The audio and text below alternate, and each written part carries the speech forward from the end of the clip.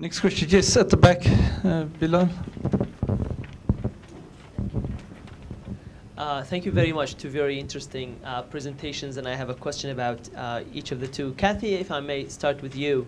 You mentioned how the government tries to put religious groups and denominations into a box. I wonder, what is the rationale, you think, behind this? Is it because that they're too easy to marginalize and the others are too big or politically influential that they cannot fight against everyone? Basically, why is the government adopting such a policy? And then the reverse of that is, how do these religious groups react?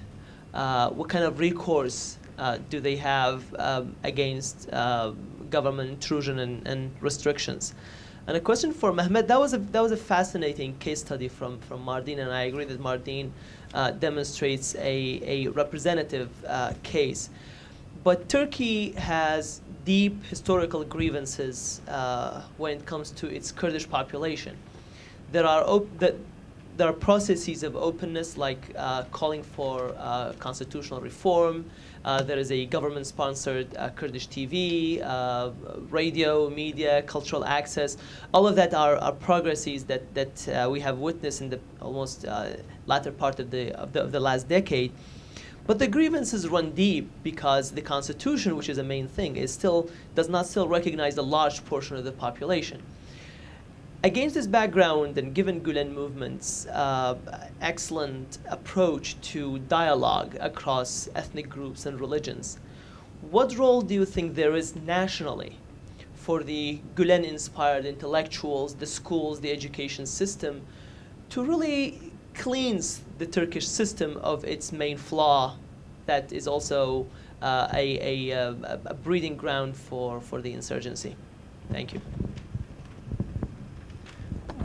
Well, why does the government try to control religious groups? Because I think, as I somewhat indicated, it wants to control as much as it can, basically, or as they can, which sounds sort of simple, but it's in many ways a legacy from the Soviet days, when the party and the party state controlled everything, and these people are all basically all products of that kind of system.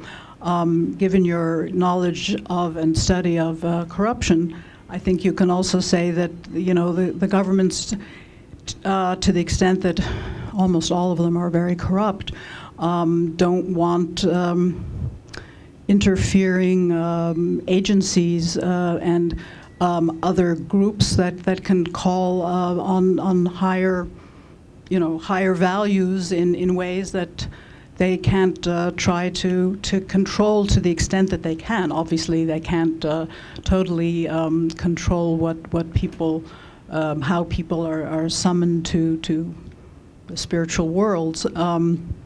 But I think that's one of the most disturbing things, actually, about the Russian banned books list. I didn't really. Oh, okay. Thank you. That is that the list began back in 2007 with 14 titles. Now it has over 800. And the procedure is such that any court anywhere in Russia can declare a work and a video, etc., extremist, and then it's automatically added to this banned books or banned materials list, and then it's banned throughout 10 time zones. And if you're found in possession, etc., just trying to distribute, then you face extremism charges.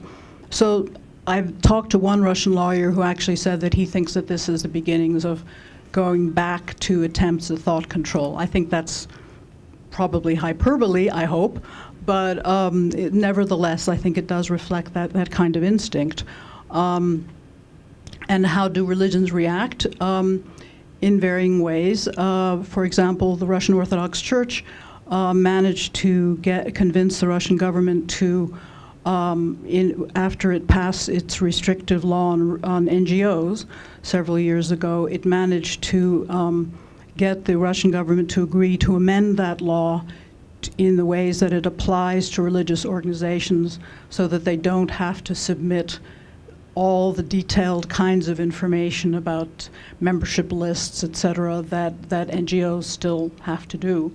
So in that sense, it did make use of its political authority with the Russian government.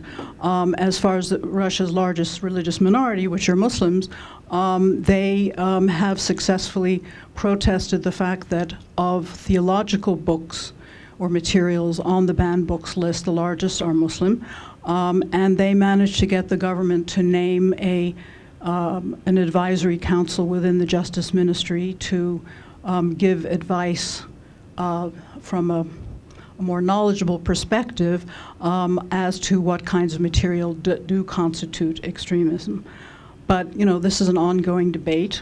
I've heard some people with official connections say that they want to amend the extremism law so that it's not just any court anywhere in Russia, but it would have to be the Supreme Court that would deem materials extremist. So that it would be at least some improvement. Of course, from an American perspective, this entire exercise is objectionable, but many European countries do have similar systems in place. As far as how groups outside Russia respond, where the situation in Uzbekistan, Turkmenistan, and sadly now Tajikistan are much worse, basically by going underground. And even then, that's no guarantee of not being arrested, of course. And that, of course, from a security perspective, is exactly constitutes a danger in and of itself, because when people are going underground, then all kinds of things can happen. Thank you very much. And in view of the short time, I will be as concise as possible. And first of all, thank you very much for the excellent question.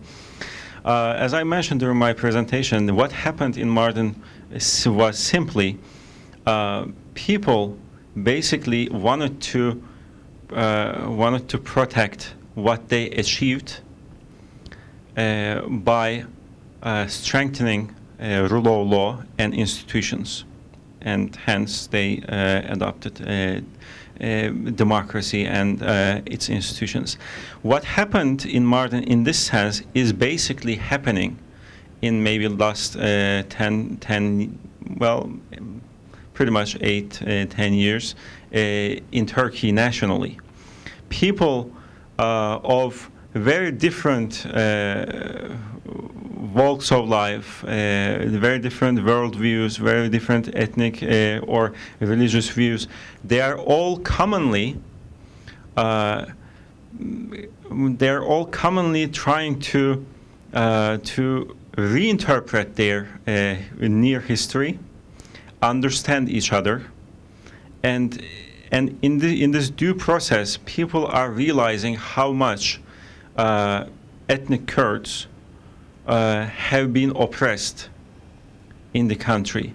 But they are also realizing that it is not just the Kurds who have been oppressed. It is also non-Kurdish women who have been deprived of their right to education. They are also oppressed.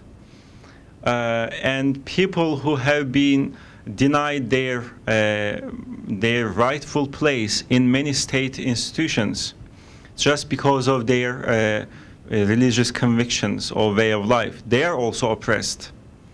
So now, in general, there is an understanding that it is not Kurds versus non-Kurds.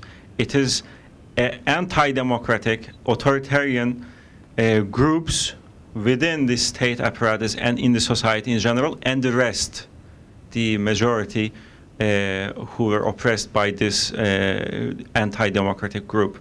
And there's a process, a judicial process, social process, political debates going on, and hopefully it will be this change will be institutionalized with the reform of the constitution.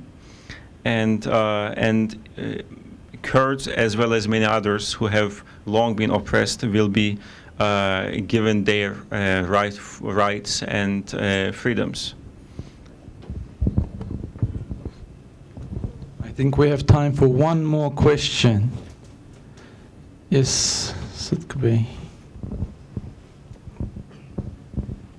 Actually, I have 2.5 questions for Katie. Close, yes. Can you hear? Is it okay?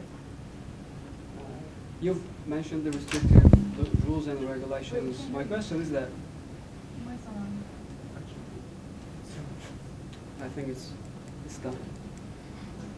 What's the response of the civil society, and if there are some civil society organizations, to these restrictive rules and regulations in Central Asian countries, in some of the countries you mentioned, given the recent uprisings in some Middle Eastern countries? This is the first question. And second is that, likewise, what's the awareness of the Western and United States audiences in the Western countries and in the United States? And the health question, as I mentioned, would this awareness impact on the unfortunate situation in those countries? Well, of course, there are many civil society groups in all these countries, with the possible exception of Turkmenistan. And maybe there are some in Turkmenistan, but the information flow from that country is so scant that we wouldn't really know. So other civil society groups, there have been varying kinds of responses. Some of it has to do with the Soviet legacy of atheism, there's tend to be splits. So many human rights activists are not that interested in religion. They have, unfortunately, a lot of other issues they can focus on, so they do. I was very surprised when I was in Azerbaijan a couple of years ago at a conference on civil society, and I talked about the problems of religious groups in Azerbaijan, which have only gotten worse. The other people in the room said, well, but then are they part of civil society? So I was very surprised by that kind of response. So again, it varies a lot, but there are many other kinds of groups. Human rights groups, of course, are concerned. Again, to varying degrees, it expresses itself in varying ways. But there are still people, for example, from Uzbekistan who are human rights activists who still manage to get out regular information about what goes on in trials of mainly religious believers in Uzbekistan. As far as the Western response is concerned, I think